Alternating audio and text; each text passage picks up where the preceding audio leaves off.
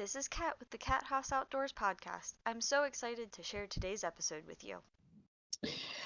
Dawn, thank you so much for joining me today. Dawn is founder and owner of Hiding Hilda, who makes all kinds of concealed carry purses and bags and stuff like that. Um, so tell us a little bit more about Hiding Hilda. Hiding Hilda is the name of the company, and basically Hilda is my firearm. So I am Hiding Hilda.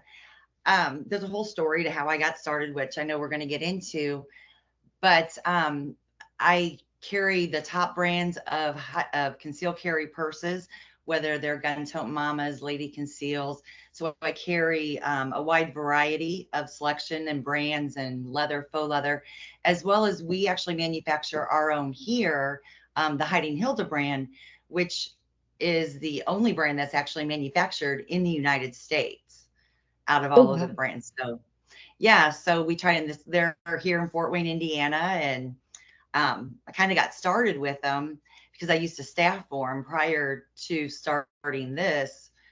I had no experience at all in it besides staffing, really. I mean, I didn't have any in firearms or anything, but I used to staff for this company.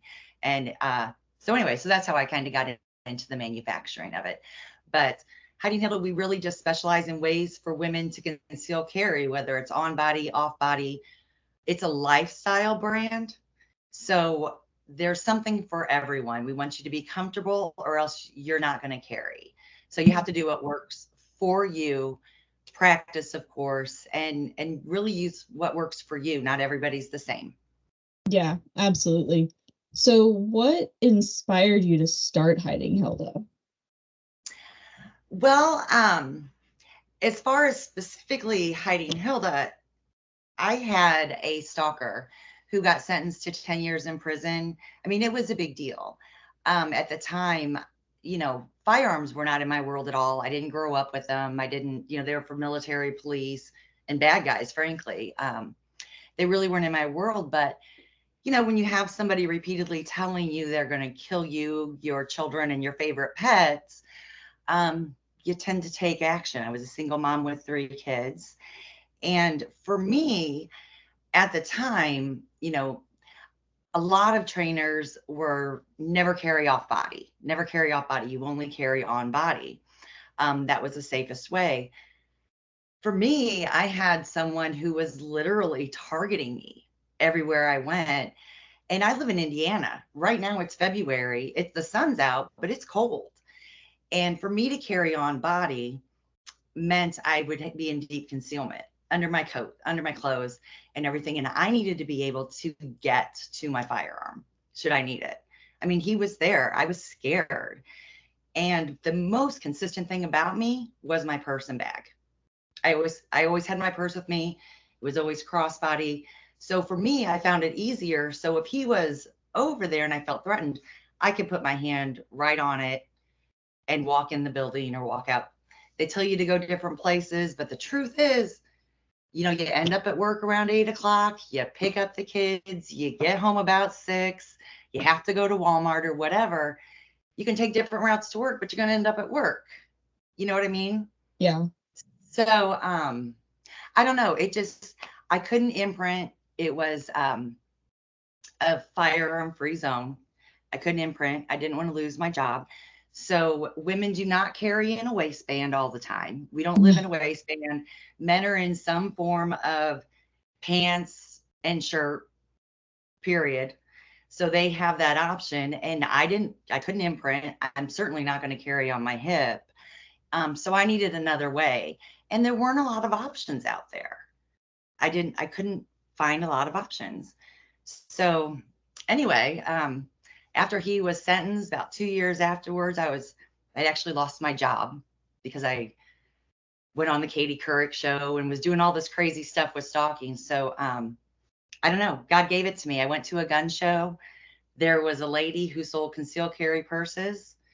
I asked her if she wanted a partner Mhm. because I'm pretty good at sales and marketing. And she's like, no, I actually want out. So I bought her inventory, rebranded, and started Hiding Hilda. And my name's Dawn Hillyer. So Hilda was assigned in for work. So like Hillier Dawn and Mhm. hiding because I was literally hiding. So my alias for over 2 years for everything was Hiding Hilda. So, ironically, a couple years later, after he's sentenced and stuff, starting the company, I was like, oh, it took me like 4 days to realize Hiding Hilda was the perfect name because I'm still Hiding Hilda, but now I'm living out loud. You know Mhm. what I mean? So it's definitely God given. I never would have thought that this is what I would be doing Yeah. as my second, third career, whatever. Oh, I'm sure. So, I'm sure. No one yeah. ever thinks that having a stalker is going to change your life in a positive way. Right, right. I mean, it took 6 years to get him into prison. Well, yeah. Um, and he got 10 years. So it was a big deal, but the most common question that I got is, aren't you scared about when he's going to get out? What are you going to do when he gets out? He's probably going to be pissed off that you put him in jail. And I'm like, so I took the opportunity while I had peace when he was in prison, because it's not like it is on TV. He got 10 years, he only served 3, and surprise, he's out. But anyway, I took the opportunity to really get trained and take a stand, I guess, really get my life back and control my own safety. There was a whole thing when I was going through it. He was putting protective orders on me on him. It was he had this whole retaliation thing. So I couldn't actually get my concealed carry permit because of the stuff that he had falsified against me. Now, Hmm. obviously, none of that was true. I mean, obviously, but yeah, it was quite a nightmare. But truthfully, like I said, I guess I have a big mouth and a voice. So I was chosen to use it, I guess. I did, I actually thank God every day that, the kids weren't ever hurt, because he did come after all of us, Hmm. my entire family. So that's how it started. That's the basis of it. And then it just kind of people took interest. There was a lot of national coverage. We changed stalking laws, especially here in Indiana. I've been a big part of that. And it's just, it's actually been pretty great since then. Yeah. I'm the firearm world, there's so many awesome people and the support that you get and just like the camaraderie. I had no idea. Not a clue. Yeah. No, So, it's absolutely like a giant family. Um, yeah, I mean, even if people change companies, it doesn't matter. They're right. still they're still there to support you. They're still there to hold you up and help you where you need it. It's Yeah. crazy. Even taking what it's been I think it's been 4 years. Yeah, 4 years. Um, Even taking that hiatus with, moving across the country and changing jobs multiple times and having 2 kids and buying a house and, a national pandemic. Um, you know, when I decided I'm going to come back, I'm going to do a podcast, I'm going to, come back to the industry and kind of rebrand a little bit. Hmm.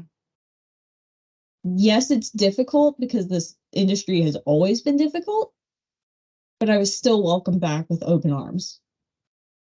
Of course. I mean, when we go to the national shows, it's almost like a family reunion. You're It so is. happy to see everybody. And I didn't get the SHOT Show this year. I wish I would have. I felt like I missed my family reunion. But and this industry, I think, is different like that than the other Mhm. industries and people willing to help you. I've been very fortunate. I mean, I springboarded into it because my story went national. And the media picked up on the firearm part because I was a female who decided that was enough and I'm going to do what it takes. Mhm. And that's really, kind of what they picked up on. But it's like the people that I've met have been amazing. And you were part of the fashion show that we held. One of my Yes. favorite things that I get to do, because we're meeting people all over, and I joined the state association and ran the women's division, is that I get to hold events. And it's not the events so much that I'm proud of that I get to do, but like people who didn't know each other in the firearm industry got to meet and mingle, Mhm. and you were all models, like the two cats. Y'all Yeah. knew each other, but you got to meet. You know what I Yeah. mean? So, I don't know. I feel like it's a gift that's been given to me to kind of be able to not only know, but kind of bring some of that together too. And I just Mhm. really enjoy it. Yeah. And to bring women in the industry together as well. Like, Specifically, yes. yeah, I mean, because like women in the gun industry, I feel like they're on one of two ends of the spectrum, and there's not a whole lot in the middle. You're either yourself and you're real, and you're blunt about your life and everything and very open about it, or you're completely fake and you're only there to look pretty and smile nice and pose for the camera. Right. And I feel like the women that are real, that are on that end of the spectrum, there aren't many of them, and the ones that are Agreed. may be kind of closeted about it because they don't feel like they're going to be accepted. So being Mhm. able to be in that position where like you're publicly visible, to be like, hey, I'm a woman in the gun industry. This is what I do. Come meet other women that feel like you and think like that Right. is a huge blessing for the women in your area.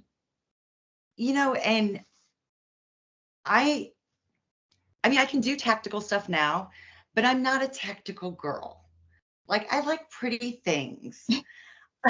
you know, I like I like purses and boots and jewelry and you know, um, but I also am not a doormat.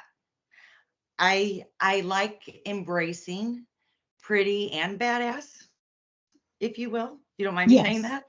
Um, it's just the combination. I don't think as women that we have to choose between being tactical and appearing masculine. I mean, not that that's a bad thing, but not everybody's like that. But that doesn't mean that we want to be necessarily a girly girl on the other end of the spectrum. Um, when I talk about a lifestyle, I feel like, I mean, I'm just some chick in Indiana. I'm not anybody, but I'm pretty darn normal. I'm pretty boring, but pretty normal. You know what I mean? Yeah. Like I like to get together with my girlfriends and all of that. Um, so I guess one of the missions is to make it an acceptable lifestyle. Mhm. You know what I mean? Like just I don't normalized, I guess. Like I know Yeah. my friends don't feel threatened that I'm carrying a firearm in my purse when we go out to dinner or but I know some people who would be, Mhm. who wouldn't go to dinner with me because I am carrying a firearm. Yeah. So but they would not have known that. I mean, they don't know it. But if somebody was, you know what I mean, anti-firearm. Yeah. No, There's I've just some I've but been in that situation where, there's a group of women I hang out with occasionally. I don't see them very often. And one of them is not a fan of kids and is a bit more left wing than I am, obvious uh-huh. for obvious reasons. Um, and where did we go? We were up in Denver somewhere for some event. I'm not sure. I'm not sure what. And I was like, well, we're in Denver. Like, I'm carrying a firearm. I don't know what's going to happen. Mhm. And um, for the longest time, what bag was I using? I think I was still using my koala bag. Uh-huh. And I had it on my hip, and I never said anything. And I went to go grab my wallet out of my bag to pay for something because it was like a swap meet. Uh-huh. And I pulled my wallet out of my bag to pay for something. And she's like, why isn't your wallet in the smaller pocket? why is your wallet not in the big pocket? And I was like, oh, just it doesn't need to be there. It's easier to access it this way. Right. Right.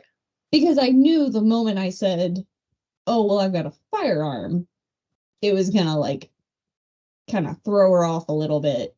Right. And it was a Right. very small room with a lot of people in it. Like, if she wanted to get away from me, there wasn't a whole lot of space. Right, right. Well, and like my friends, they obviously know who I am and carry. So and most of them do as well. I was thinking of when I was talking about like the purse thing, I was doing a show and it was a women's show. So it wasn't a gun show, it was a women's show. And we did pretty well. And it's surprising how many women of all shapes, sizes, ethnicity, I mean, just across the board. Um, but there were some women that would come up to us and start looking at the purses and like, these are pretty purses. And I'd say, oh, they're all concealed carry. And they could not get away from my booth fast enough. It's so funny. So it's more like that's kind of yeah, because I never tell people that I'm carrying. My friends all know who I am Yeah. and what I do. But yeah, it's just, I don't know. Some people. I mean, that is kind of the nature of being in the gun industry. There's always going to be that one person in your life that's just not a fan. Oh, honestly, when I started carrying guns, because like I said, they weren't in my world at all. I've had some friends ghost, when I started down this path. Um, my parents weren't carriers. My dad doesn't like firearms at all. But my mom, she went to the range. She learned how to shoot them all. She shot ARs. And she's 70 years old and she went and started and of course my kids shoot and everything too. Yeah. But I don't know where I was going with that besides because my dad doesn't. You're definitely gonna have to edit. But like my mom's the same way. Like I did not grow up around firearms at all. Oh, really? I Not at just all. assumed that you did. No. No kidding. Okay. I did not grow up around firearms. My mom was very anti-firearm, anti-weapon. Um and so when I think it was like 15 or 16, I think, we had this family friend who was a big hunter, big shooter, Mhm. and he was like, look, he sat me and my mom down and he was like, look, the world is not a safe place. He's like, you're a very slender, attractive female. Right. Even if you do not ever grow up liking firearms, even if you grow up just not ever wanting to have anything to do with them, you need to understand how to use one, how to make it safe, and how to protect yourself. And so he took me to the gun range, with my mom's permission, took Mhm. me to the gun range. We come back and he looks at my mom and he goes, she's a natural. She's a natural shooter. Like she gets it. And my mom's like, oh no. And so then like different family friends would take me shooting from time to time. And Mhm. my mom even looked into, before I turned 21, what would it take for her to buy a firearm in the state we were in so that I could go shoot, even though she was like, oh my God, what, who are Right. you? Like Right. she was very uncomfortable with it. Um, and then, meeting my husband, and he's the one that taught me how to hunt. He's the one that taught me all about hunting. And, him and I going shooting together kind of solidified Mhm. that part of me. And even to this day, she's like, I don't know how I ended up with Annie Oakley as a daughter, but she's proud of who I've become. She's just Of like, course she is. how did I come from her? My mom's kind of the same way. I mean, she's like, wow. how did all this happen?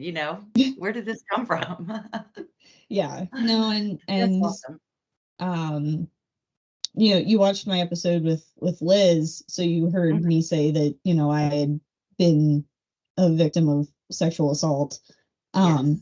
and he also did stalk me for a while after, even though he left, he still stalked me for a while. So I relate with you as far as that's concerned.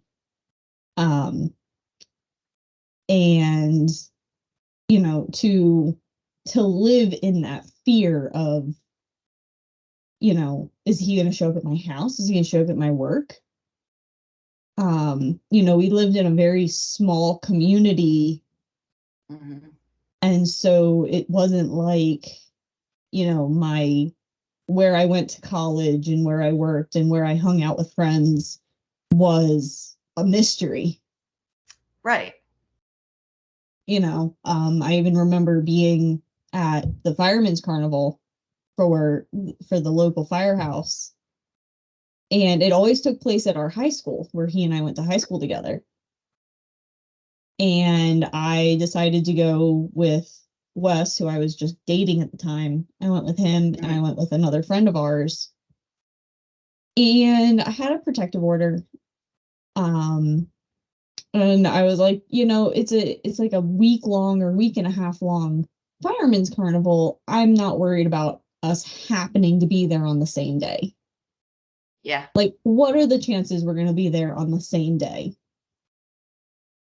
And lo and behold, we were walking. They had it in the bus loop where all the buses would park. Uh-huh. And so it was basically just like a giant oval. And we were walking down, looking at just some of the rides and the games and stuff. And I saw him and I instantly froze. Panic mode set in. I turned around and went the other way. Hmm. Too late. He saw me and then spent the rest of the evening until we decided to leave in just pure panic mode, because every time we would walk past a game or a ride, he would just happen to be leaning up against the side of it with sunglasses on at nighttime. Imagine that going on for 5 years, along with a whole slew of things. I I don't think I could imagine that, You honestly. know, the worst the worst part is not what he did. I mean, it is what he did a lot. Mhm. But if the police would have stopped him in the first several months, it would have eased years of torture, torment, Yeah. honestly. Um, and in the beginning, I didn't really feel threatened, like, because it was all I love you and all of that kind of stuff. I just wanted him to go away. Just, no, go away. Excuse me. But then, as it kept progressing and he was showing up and he's leaving, I got 500 phone calls. It was the flip phones back then, back to back to back to back, and you couldn't block numbers. The police would be like, well, just don't answer your phone. Don't look at your emails. Leave the door locked at work in the public place that I worked where people walked into work. Just don't look at them. And I tried changing my cell phone and doing all of that stuff, and he always found me. He was always in the Stalker parking lot across the street from work. He was at the gas station by my house. You know, he was everywhere. 23 different police officers with probably 30, 35 phone calls to the police. Not once did he get picked up. Not once. That's insane. It's almost like you're re-victimized. Like, I always thought the police are there to help you. If something goes wrong, you call the police, they help you. Yeah. They come out. Um, happens again, you do it again. It was constant, but they're just people. They may or may not take you seriously. They may or may not give a crap that day or be getting off work or not want to fill out a report. Um, it wasn't until about 5 months in when I got my own Detective Lori Bandor, well, Freiberger now, who really, I mean, she believed me. I felt like I was heard. And I mean, she just, the first time she actually listened to what I said, when I showed her with stacks and stacks of paperwork, and because I kept logs and everything, Of course. I just started bawling. Well, it was 4 years after that before a warrant went out for his arrest. Mm-hmm. You know what I mean? Like, I don't know. It was such a letdown. And then for sitting on the prosecutor's office for 2 years, I mean, the FBI got involved to try to get it to move. I called Dr. Phil. Dr. Phil's producers were going to produce the story.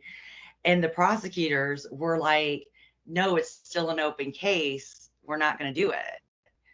So I didn't go on Dr. Phil, but like I was working with this producer. I needed help. I called Dateline. I mean, you can't do that to somebody. I believed him. He was going to kill me and my children and my dog. Like, I don't know. Thinking about how alone and desperate, and when you can never be alone because you're not secure and you feel like you can't ever be alone, it's amazing how lonely you feel. Yeah. I mean, really, truly. It makes, even though I don't remember everything he did because it was so much, that feeling of helplessness, of desperation, would my kids be better off if they weren't targets too? Maybe I shouldn't be here. That was there was one night in particular that something happened. But honestly, that's the first time I ever like even understood the concept of suicide. Like why somebody would think that. It brings back, I'm sorry, I haven't talked No, about this no, for, you're fine. You're fine. but it does. I mean, it was more that than anything. And then leading up to trial and having to park in the same garage with no protection. And as you know, it's a 5-day trial. They schedule murder trials for 5 days, but having to face him in trial and leave the parking garage with him following us out. One time this big white van blocked us in on the Wednesday, in the middle of the trial. And it was so hard. It was so Oh, I hard. can But imagine.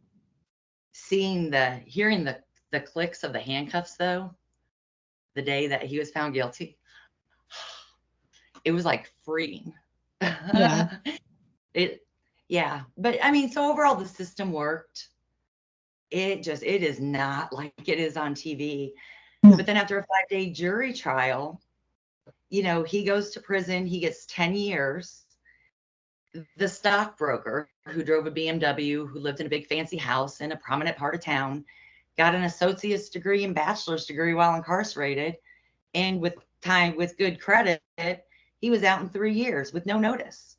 It was considered a victimless crime at the time, stalking was. So I got a call from the prosecutors saying he's getting out on Thursday. You might want to leave town this weekend. And I was like, and I was at a gun show, setting up at a gun show. I was like, oh, let him come in here. I got my peeps here, man. There's no, but anyway. It's that kind of feeling of oh, you know what I'm saying, where like, that feeling of, F around and find out, go ahead and try I am something. not the same girl. Mm-hmm. Yes. Yes. Exactly. How lucky do you feel? Because I know I'm a good shot. Yeah. I've practiced, son. Yeah. It's that feeling of, because we've gone back home to visit family, and he never left. He's still there.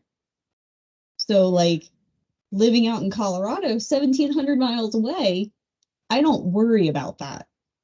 I don't worry about him just showing up here, Yeah. But I do worry that if I ever say anything on Facebook about going back home, he may or may not show up somewhere. Mm-hmm.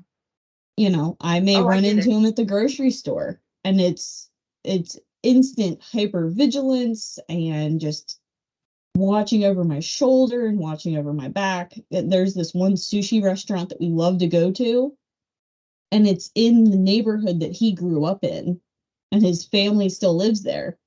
And it's like, okay, so if we're there, I don't stand out front of the restaurant for very long.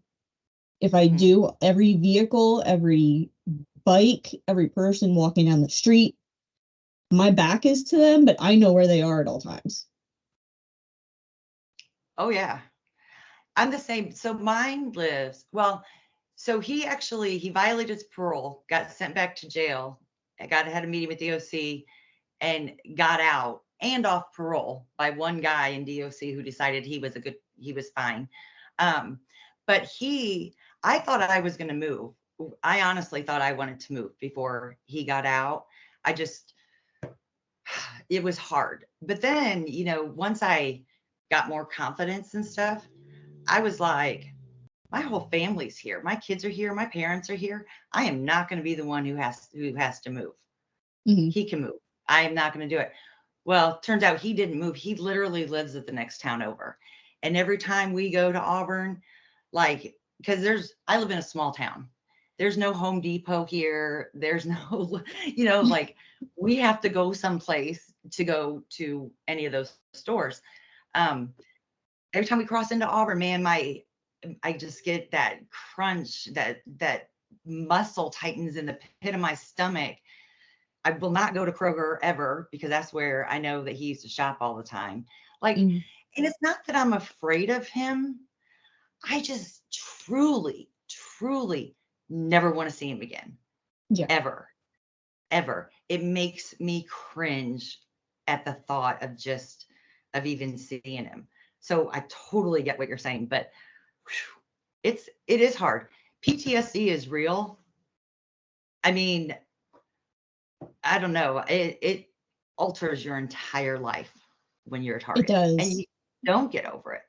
And they're out walking around free and you cannot this I mean, obviously there's some crazy going on there, right? Yeah. You cannot predict crazy. You No. can't. I mean, I hadn't seen or heard from him for a year when all of a sudden my phone started ringing on October 12th on the way home from a Rolling Stones concert in Chicago. That's when it started. That's when I knew he was stalking me. How long it had been going on before that, before he made that call, I have no idea. Mm. But he was 100% out of sight, out of mind. It had been over a year since I've even had a conversation with him. So, that's always in the back of my mind. If that day will come when he's going to wake up and blame me for his failed relationships, crappy life, jail time, whatever it might be, because he never said that he did it. He did anything. I mean, it still goes on. He forged FBI letters saying that he was exonerated and I was a rat for a mob family and it was all kinds of stuff. But anyway, What? if anybody wants the complete story, by the way, it is on hidinghilda.com under the blog. Now Okay. I wrote it in 2020. I have not looked back at it since, honestly. Um, it's it's pretty blunt. I mean, it's out there, but Yeah. it is on the blog on hidinghilda.com. Was it kind of cathartic to write it out like that? Yes, yes, yes, and no. I mean, I talked about it a lot. Usually it's like a face to face kind of Hmm. thing. It was, but writing it out, and it was so, I mean, it's so long. It's so much. And it's just frustrating again that I couldn't find help, I Hmm. guess. Like going over the police reports and the numerous protective orders and this and that, it's just it helped to write it out, but it was an awful long time. And it brings back, it brought back a lot of those. It was very raw. My blog is very raw. Hmm. It's not well written, but it is raw. Yeah. What are some things that you would tell women that are actively being stalked? I mean, because like, we talk about it as something that happened in the past because it is something that happened in the past for us. Mhm. But there are women across the country that are actively being stalked and may or may not even know it. What are Yeah, some things you would tell them? you know, I made the mistake of being too nice. Women want people to like them. We want to be nice. It's not you, it's me, kind of thing. And sometimes it is them. So, but to be direct, you have to put your foot down. And when you're done communicating, you have to stop. They're yes, they get frustrated and it comes on like a steamroller. Excuse me. But you have to document everything. You have to put your foot down. You can't be nice. You need to tell your neighbors, your friends, your coworkers if you feel threatened at all. Just let them know that he's around. You don't have to do anything, but give them heads up. If the stuff starts to happen, you have to get a protective order. It is a piece of paper. It will not protect you, but it will give them reason to come in and arrest him if they find him at your house.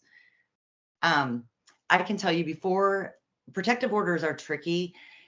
They get 30 days afterwards to they get 30 days to deliver a protective order, then another 30 days out they can go to court. Well, if the protective order isn't delivered, they keep avoiding them. That 30 days you're not protected.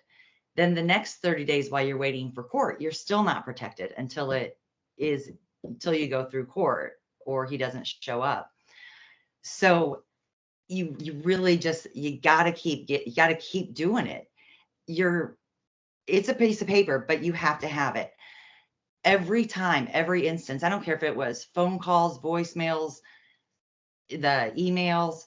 You have to call the police. You got to get it on record. They may not be nice. They may be completely bothered by a call that they didn't feel like it was important, but you have to get it documented. If you don't feel comfortable calling 911 because it's not an emergency, call the desk sergeant.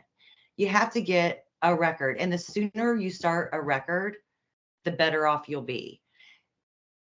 If at minimum, keep your own record, keep a detailed log. If you feel like anything's happening, there's mine was so technically advanced on the computers. He was so far ahead of the police. And of course, me, I'm not IT in any way, shape, or form, but the police are playing catch up. So whatever you can do to help them get to where he's at, you have to track it, because they're always going to be behind. And when you're the one that's standing out front and the police are behind you, you're standing out there by yourself in Hmm. reality. So self-defense, whether it's the RAD courses, a self-defense trainer in your area. I mean, I got a firearm. It sounds cliche, but it truly changed my life. He was 6'4", I don't know, 260 or something. I mean, he was a big guy. If he wanted to overpower me, he could. Hmm. Once I was able to stand up tall and feel like I wasn't cowering in the corner anymore, being nice, that I was going to go down. I was not going down without a fight. No matter what that fight looked like or how that fight ended, you were not going to take me easily. Hmm. It changed my life. So you got to change that mindset and stop being nice. That's the biggest thing is stop being nice. You don't have to be nice. Who cares? Yeah. It's interesting that is that Indiana's rule that they have 30 days to deliver and then 30 days to go to court. Mhm. Once it's delivered, they have 30 days to have a hearing in front of the magistrate. They can waive the hearing, and then the protective orders just goes on after that 30 days because they don't show Mhm. up. or like if I wouldn't have shown up, it would have been automatically dropped. Mhm. But so for that, even though I had an emergency ex parte order in those that really what equaled 60 days, I had that piece of paper. Technically, even though he had a friend who was a police officer, so he knew he was avoiding getting it delivered. That was all a whole nother part of the case or part of it. So he was avoiding it. So it was the 31st day when when they finally got it delivered to him. So the stuff that happened in that 30 days wasn't so, and every cop was different. So it's just, I feel like there is so much disconnection in that part of the system that there needs to be some standardization Yeah, that's with interesting protective though, orders. because Queen Anne's County in Maryland, which is where where we're originally from, Mhm. um, you go and fill out the paperwork.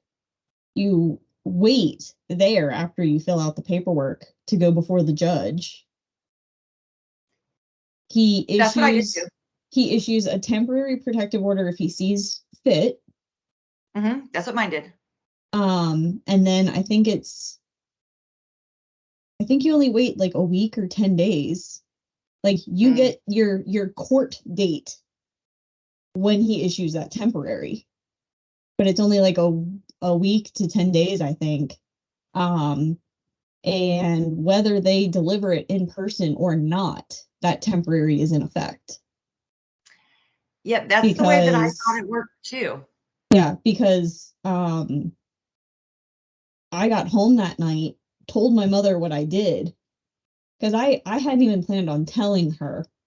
Like she knew what was going on, Hmm. um, but I didn't tell her that I was getting a protective order. I was at work and I was so just strung out from the hypervigilance and the nightmares and everything that I said, you know what, I'm going to get a protective order. I need to protect myself. And so I went and I did it. And then I came home from work and school, and she came home from work, and I told her, this is what I did. Hmm. And they must have gone to where he was living to serve him the papers. He wasn't home, but the guy he was living with was there. And he called him and said, hey, there's a cop here to serve you papers. And then he called me multiple times. I did not answer. Hmm. And then he called my mother Yep, mine did the same. and he was like, what is this? What's going on? Who did this? And she kept like being like, oh, I don't know. I don't know. She works in the court system in a different county. Oh, okay. And he knew that. And so he would be like, what is this? What's going on? Can you find out who filed this against me? Because they never said who filed it. They just said, we're here to serve you with papers. They keep the person who filed its name completely out of it Hmm. until everything's finalized. Even today, if you go to Maryland Judiciary Case Search and you put in his name, my name is nowhere on the file, on the public file. Yeah, that's not the way Indiana is. As a matter of fact, when he got out of prison, he visited my daughter, who was then now 18, at work. And so, of course, we called the police and everything, but we opted to not put a protective order on him for her because he would then have all of her information. Mm, And when I went to put the protective order on, you have to have their birthday and their address and all of that, which I kind of understand why. I didn't have that information. mm-hmm. So I'm like, what am I going to do? Go drive by his house to figure out where he lives? You mean to get his Yeah. address? I mean, it was just, and this was several years ago too. So it could be updated. Like I know Indiana now has lifelong protective orders, and he would have served 7 years with the way the court system is now for domestic violence instead of just gotten off on 3. So some of the things have changed. So the court, those may have changed too, the protective orders. Mhm. But yeah, I had to go back for a second one and then a third, and it was. But we Wow. went in front of the magistrate, and I got the ex parte emergency order, but they would not arrest him until he knew it was in place, and he avoided him for as long as he could Yeah. before knowing No, it was in place. with Maryland, at least when I got mine, it was, this is a protective order. It's temporary until you come to court. If Mm-hmm. he doesn't show up, we automatically award it. If you don't show up, it's automatically dropped. It's good Yep. for 1 year, and then you have to come back. But no, it was active as soon as the judge signed off on it. So, when we went to court, he showed up with his police officer friends and his friends with his wife and newborn baby and all of that. Oh yeah, oh yeah. And I'm there with my parents, like freaking out. The judge actually, even with all the stuff, he's like, he said, no, I was denied the protective order. And he's like, but you can't, he was scolding him and telling him not to talk to me again and all of this. And he's like, I'm not going to leave her alone. He told the judge. So the judge tells me if he contacts you again, come back. I'll grant it. We'll get it done. Well, that night I had several emails about court. So I go back the next day and get another protective order. And then that night I was dinner with my friends or somewhere, and I very rarely ever went out, but I decided to that night, and I had the new protective order. Well, there was a cop at the door, and he had followed us. So he walks in. So I go to the cop at the door, and I'm like, I have a protective order, like here. And he it still didn't get counted as getting served the second one. He did the same thing with the second one, even though the cop was there and showed him the protective order and made him leave. It was never recorded, so he wasn't aware of that protective order either. I mean, it sounds crazy. I know this is way too much, but it was crazy. When I talk about the frustration with the system, I mean, I was frustrated with the system. I can It was imagine. it was tough, but it was the first case like this. I mean, it really was truly the first case. It was the first felony convictions in Indiana. Hmm. So it started the book. But yeah, that was a long story for yes, get a protective order, even though they're kind of worthless in all other aspects. Yeah, but having that piece of paper, it gives you a little bit of peace of mind of, if they continue, they're taken a lot more seriously now. You know, I was well, devastated when he turned me some down. places, yeah, some places I'm sure they're still kind of like a joke, but I'm sure there are some places that it's taken seriously. Well, no, you know what? And it was when I got the protective order, there is 100% a validation to getting a protective order. Like somebody's taking it seriously, they believe you. There's definitely that. And I'll tell you, when I didn't get it the first time, I was sobbing in the courtroom. Like, and the court reporter and the judge came up to me afterwards because I'm like, what am I going to do now? Like, you guys don't even believe me. I can't even get this piece of paper, Um, but when I got it, though, it was valid, and it did feel like something could move. If something happens, it would move forward. Where it was very out in the left field, more so before. Mhm. Yeah. So anyway, What are some of your favorite bag designs that you've made? so probably my two. I have two favorites. Okay. Well, I just shouldn't say that. So the bags that I manufacture, I name after people who I consider my heroes. So they're a Hilda's hero line, so to speak. They might be somebody who survived whatever, or somebody in the gun industry. And I haven't came out with too many designs yet. Actually, I'm going to start manufacturing again this summer. Yay! Um, but the Beth Alcazar bag, I love the Beth bag that's made here. And I have a backpack, a mini backpack named after Rhonda Zell, which backpacks are so on trend anyway. And I love those guys. Mhm. So, and I have one after Liz Lazarus, Mhm. the Jackie bag, which that one's been discontinued sadly, but the material is no longer available. But you know, I just I like them all. I'm a purse girl.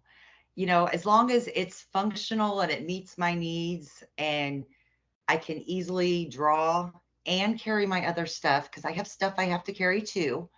You know, I like it, but I'm proud of my heroes line.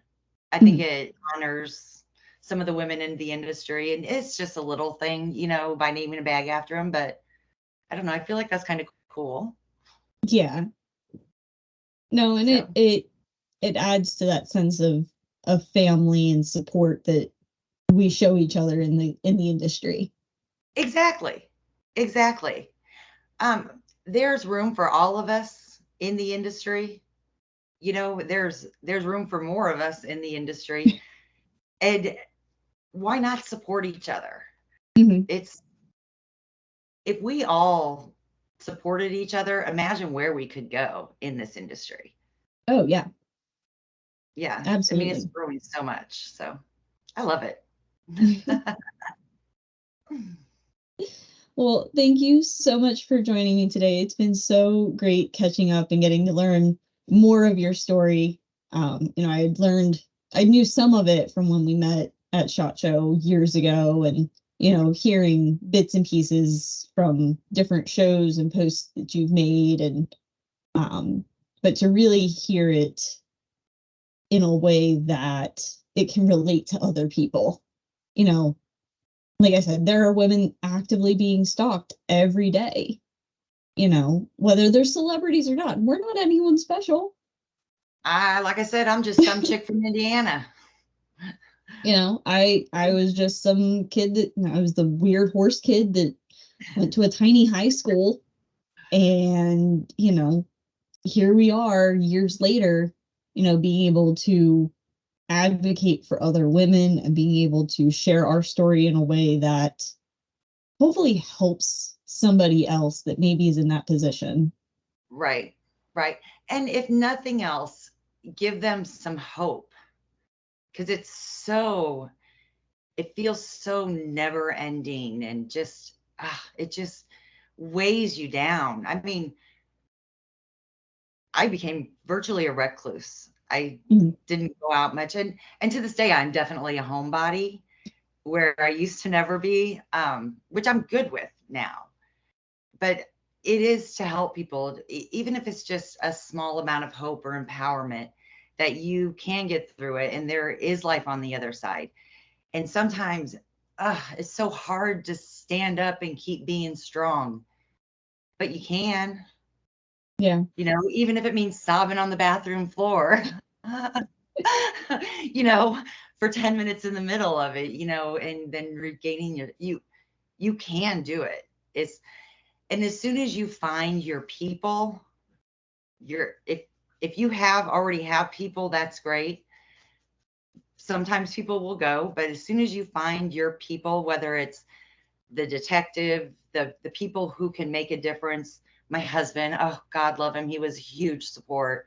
The kids, my family, it's just there is life on the other end. And if it can help somebody, that's great. Hmm. Absolutely. Absolutely. But it's been so great catching up with you. Thank you so much for joining me today. And if anyone wants to learn more about Dawn's story, like you said, you can check it out on the Hiding Hilda blog. I'll put a link down below so you can check it out. And I really appreciate it. Thank you so much. Oh, thanks for having me. It was great talking to you. Same here. Thank you so much for joining me this week on the Haas Outdoors podcast, and I can't wait to chat with you all again. See you soon.